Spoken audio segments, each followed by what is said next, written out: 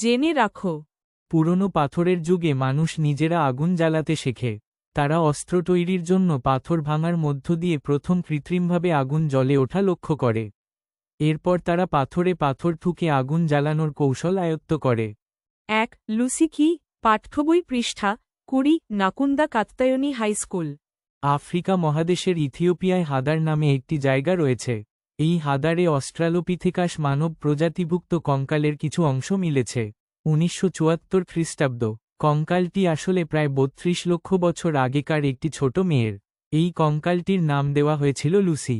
লুসির মস্তিষ্কটি অন্যান্য প্রাণীর তুলনায় অনেক বড়। অজানা কথা। প্রথম হোমিনিড জীবাশ্ম পাওয়া গিয়েছিল 1891 খ্রিস্টাব্দে জাভা দ্বীপে। হোমিনিড শব্দটি এসেছে ল্যাটিন হোমো শব্দ থেকে।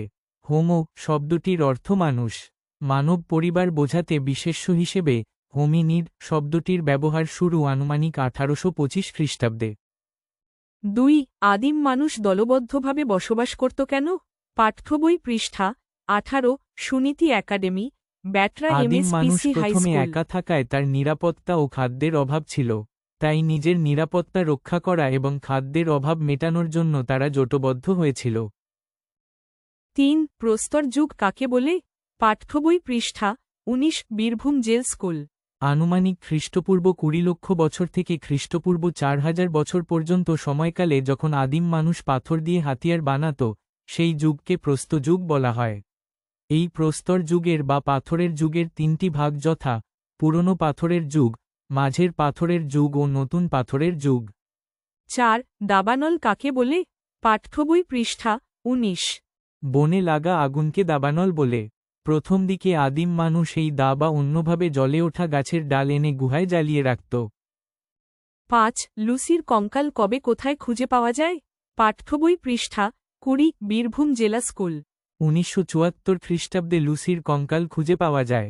আফ্রিকা মহাদেশে ইথিওপিয়ায় হাদার নামক জায়গায় অস্ট্রালোপিথেকাস মানব প্রজাতিভুক্ত এ কঙ্কালটি খুঁজে পাওয়া গিয়েছিল। 6. পাথরের যুগকে কত ভাগে ভাগ করা যায় ও কি কি? পাঠ্যবই পৃষ্ঠা 19, Egra Swarnamoyee girls high school. পাথরের যুগ তিনটি পর্যায়ে বিভক্ত। এই পর্যায়গুলি হল 1. পুরনো পাথরের যুগ, 2. মাঝের পাথরের যুগ এবং 3. নতুন পাথরের যুগ।